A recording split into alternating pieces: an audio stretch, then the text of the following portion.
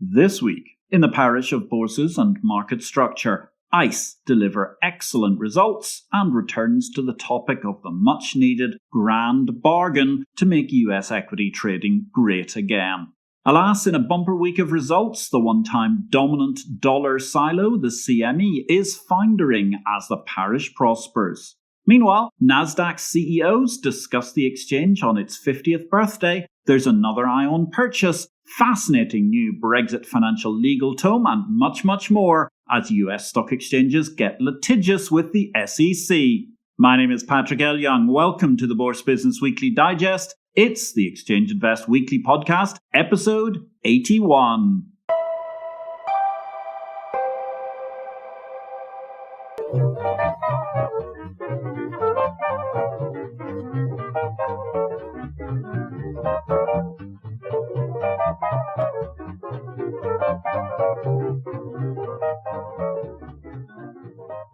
Good day, ladies and gentlemen. This is a very brief reduction of highlights amongst the key headlines from the week in market structure, and what a bumper week it was. All of the analysis of the week's many events and happenings can be found in Exchange Invest's daily subscriber newsletter, the unique guide to the bourse business, sent daily to your inbox. More details at exchangeinvest.com. And let's begin with a birthday celebration. Happy 50th birthday to NASDAQ. As Adina Friedman noted in an interview with Fortune, part of our sales pitch is that our own exchanges are using these technologies right now, and they work.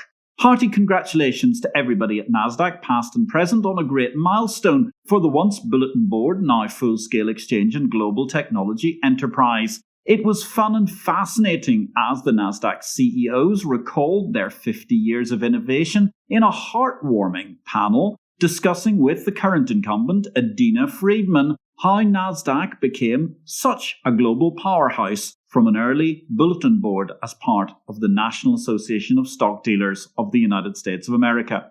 Elsewhere, NASDAQ, NYSE and SIBO, they've joined together to sue the US regulator, the SEC, to block the attempts at a rather reactionary market data overhaul in favour of the banks.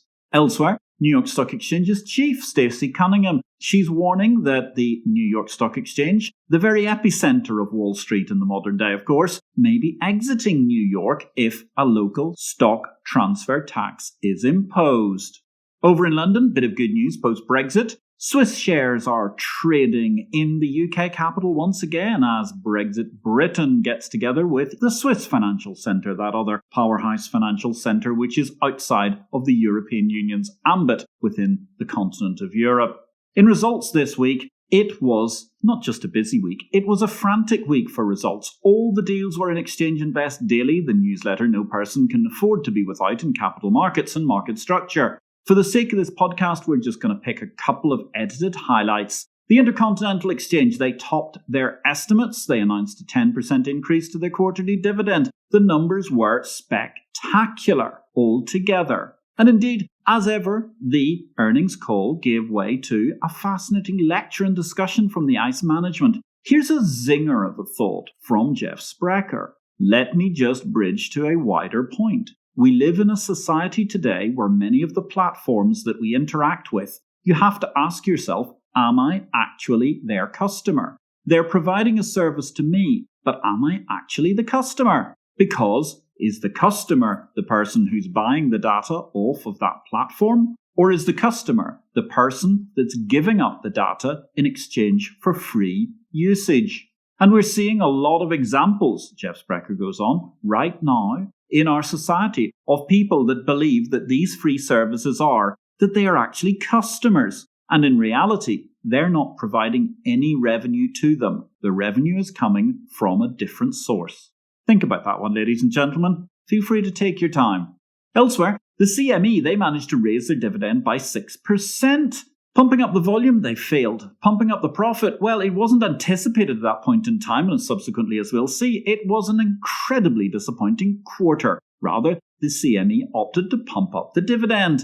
I suppose it's a mission accomplished to keep the creaking, lazy oligopoly continuation rent-seeker strategy trundling along in the best interests of, well, one might say folks on the payroll. Comparing that with the ICE, where profits go up and dividends go up hand in hand, this was not a great month for #Sustainable Business 101 according to the CME model. CME's quarterly profits fell. CME's fourth quarter and full year results were disappointing. In fact, in Exchange Invest, we referred to them as what a travesty. Once upon a time, long ago in a distant galaxy of technological markets, I called out CBOT and noted if they didn't get their act together, the Chicago Board of Trade would likely close or be acquired. Cue apoplexy, and perhaps, partially thanks to that notorious Irish forgiveness gene prevalence in many of my peeps whose ancestors have populated the Board of Trade, that's something I still have not been forgiven for in many quarters in Chicago. Anyway, this week's results were spun as ever with vigour by the CME's press department, but they demonstrate a stunning piece of reality. The world's once mega-dominant dollar monopoly silo is in huge difficulties. I've said it again and again. Milking a monopoly is a very dangerous strategy. Flaccidity creeps in, and before you know it, those taken for granted contracts seep to the businesses who value their customers. Some have said I ought to be fairer on what amounted to a not very ambitious strategy, as it ought not to be overly risky. Well, here's the rub. Energy company boards the world over are wary of their hedging happening anywhere near the company which induced the Cushing crisis through failing to tend to their contract specifications. I don't know why, but in a boom, grains are essentially flatlining on the Chicago Merc II. Now we see a set of results where, when everybody else can make higher profits, the Chicago Mercantile Exchange Group is ominously close to free fall. I believe a CME tipping point is approaching. Everybody else is making hay. Deutsche Börse, Toronto Montreal Exchange, even the Australian Stock Exchange were demonstrating good results this week. They're still a long way behind the market leaders, which included in terms of profits Euronext, ICE and NASDAQ, but they're all powering forward. The CME status quo won't do. A new revolution is overdue to cleanse the CME of its old guard. I was honoured to help CME when they moved electronic all those years ago and were a trailblazer in the parish. I sincerely hope they can regain that mojo, and of course I will be delighted in praising what ought to be a great tale of free market success once again. Rather, what we end up with this week is, curiously, and perhaps for the first time in exchange history, the Intercontinental Exchange, slightly smaller, a few billion or so in the mid-$60 billion markers. Here's the fascinating thing. CME's PE, after the travesty of this week and a collapse in the stock price, is still sitting at 31 times price earnings. ICE is sitting under 30 times price earnings. That's the first time in history where we've seen the, in inverted commas, upstart, comma, inverted commas, challenger Intercontinental Exchange trading at a lower multiple than the Chicago Mercantile Exchange Group. Elsewhere, we got a series of very good results, although disappointingly, the CBOE were lagging estimates. All the numbers were in Exchange Invest this week. And moreover, so too was all the details of all the deals. Let's just cherry pick some highlights. The Hong Kong Exchange became the first overseas buyer into a regulated Chinese futures exchange with a stake in the Guangzhou Bourse. They paid 210 million yuan, that's $32.45 million, for a 7% stake, which values the Guangzhou Exchange as the largest startup exchange in the Exchange Invest database, given a post-money valuation of $464 million, almost 10 times the previous highest startup market we have recorded. Ping An Insurance will be the largest shareholder with 15% of the company. As I say, huge numbers of deals going on elsewhere during the course of the week. They were all in Exchange Invest. If you want to, drop by exchangeinvest.com for more details of that marketplace and the Bourse business as a whole. Meanwhile, don't forget to catch up with our weekly live stream. That is the IPO-VID live stream. You can catch the recordings at YouTube, IPO-VID. And this week we were delighted to have Lee Hodgkinson of OSTC discussing the future of careers for traders and also diversity in financial markets. Coming this week on Tuesday, we've got the magnificent Barnabas Reynolds looking at the Brexit opportunities for the UK in the financial world. Product news this week, delighted to see Mark Makepeace, who of course was a guest on the IPO-VID livestream just a few weeks back. He's taken over the reins of Wilshire, the index provider, and they announced, as it were, they're getting the gang together again. The man who formerly ran FTSE, the founding CEO of FTSE in fact, he's got the Financial Times collaborating with Wilshire Indices to create innovative indices, analytics and data sets for investors. Elsewhere, still in London, the London Stock Exchange is seeing the first trade in cannabis shares. And indeed, as I noted on the IPO-VID livestream this week, given that London Stock Exchange Group just bought Refinitiv, the old Reuters financial business, doubtless LSE need low-latency access to as much ganja as they can get. One slight move in the opposite direction due to Brexit. As expected, the Intercontinental Exchange's European Union emission allowance contracts are moving to ICE Index in the Netherlands. Thanks for listening to Exchange Invest Weekly. We welcome your feedback. You can contact me directly, patrick@derivativesvision.com, with any comments. Meanwhile, if you enjoyed this show, we would welcome you giving us a thumbs up, or if you have time, a positive review will always be welcome, wherever you find this podcast. Technology news this week. First of all, the Multi-Commodity Exchange. They're in the process of, for the first time, ditching their incumbent supplier, 63 Moons, formerly Financial Technologies, of course, as they were known before the NSEL crisis. They have chosen the Indian integrator, TCS, as their new technology partner. Bit of a shock there to the London Stock Exchange Group's Millennium, who'd put in a very strong bid. And indeed, this was, as we mentioned in a previous podcast, a unique bidding situation because the tech powerhouse giant of the parish, NASDAQ, was not one of the bidders. Elsewhere, Dash Financial Technologies, the options order routing specialist, they are being acquired by the bond powerhouse, in technology at least, Ion Investment Group. Expiry and Digital Asset, they've teamed up with Bay Markets. They're going to therefore add a one-stop shop for all digital assets trading, clearing and settlement, using the stack with Expiry Execution, Bay Markets Clearing and Digital Asset Settlement components. Indeed, watch this space. IPO-VID will be hosting a live stream to discuss this exciting partnership next month. Regulation.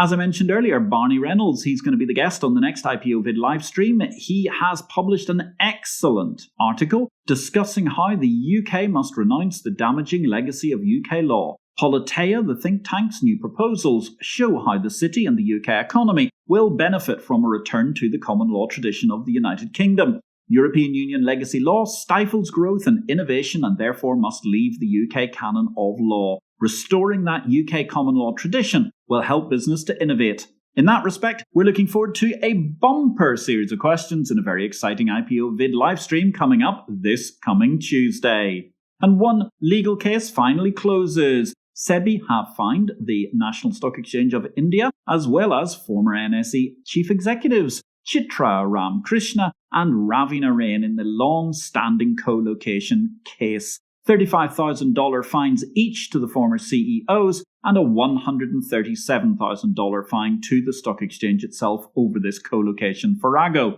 More significantly, the National Stock Exchange appeared to be still on the naughty step with SEBI, a remarkable fall from grace by the one-time SEBI-inspired poster child of Indian digital market modernity, who were created to take on the antiquated BSE. That, of course, leaves shareholders in flux. Still no news on when, finally, we might see an initial public offering for the National Stock Exchange of India's shares. Career news this week. Again, so many bumper stories, and as I say, they were all covered in greater pith in the Exchange Invest Daily newsletter. The Hong Kong Exchanges Group, they have announced the chief executive they would like to replace the astounding and outgoing Charles Lee. They've chosen an Argentine, Nicolas Gucho Aguzin, who's formerly the chief executive officer of JP Morgan International Private Bank and had previously been based in Hong Kong, as the CEO of Hong Kong Exchanges. I don't believe too many parishioners have ever heard of Mr. Aguzin, so we're not adding any colour at this point, but we heartily congratulate him on becoming the first foreigner to lead the Hong Kong Exchanges Group. Indeed, the first foreigner to lead any Hong Kong stock exchange. Parishioners will recall that, of course, the late, great Ivers Riley was the chief executive officer of the Hong Kong Futures Exchange. The clear first conclusion, while there's news that, of course, Mr. Aguzin is apparently going to be concentrating on product expansion and diversifying revenue for the Hong Kong Exchanges Group, one draws a clear conclusion. The Tiger chairman Laura Cha is now going to have Sino-Hong Kong Exchange relations firmly under her suzerainty, an entirely sensible approach. One piece of big news from Australia as well. Rick Holliday-Smith, his era chairing exchanges in Australia is finally coming to an end. He will depart the chairmanship and the board of the Australian Stock Exchange Group on the 21st of April 2021. He'll be succeeded as chairman by the current independent non-executive director Damien Roach, who is another ex-JP Morgan person, just like Nicholas Aguzin, the new chief executive of Hong Kong Exchanges, and indeed Aguzin's predecessor, Charles Lee. And so, ladies and gentlemen, what can we say about what's happening in Big World? Well, we've all heard the incredible Jeff Bezos will be moving up to executive chairman of Amazon from his long-standing CEO role. The question of what next for the dynamic e-commerce founder is clearly all the more tricky on the grounds that after a stellar bourgeois to billionaire to richest man in the entire world journey, perceptibly higher offices are either heavily politically contested or require long periods of diligent work in the church. That said, which business-minded house of worship wouldn't like to see Jeff rationalise their ability to reach the flock as they all sought to ensure their Franciscan Prime membership at the top tier of rapid delivery of salvation? Definitely the Anglicans could desperately do with him, but I suspect Jeff would really want to be Pope to get the right scale of believers equivalent to his career to date. And on that mysterious and magnificent note, ladies and gentlemen, my name is Patrick L. Young. Thank you for joining this, the 81st Exchange Invest Weekly podcast. All the news headlines, of course, and all the pith in Exchange Invest Newsletter Daily. Catch up on Tuesday evening in London time for the IPO-VID livestream. In the meantime, this is me, Patrick L. Young, wishing you a great week in markets.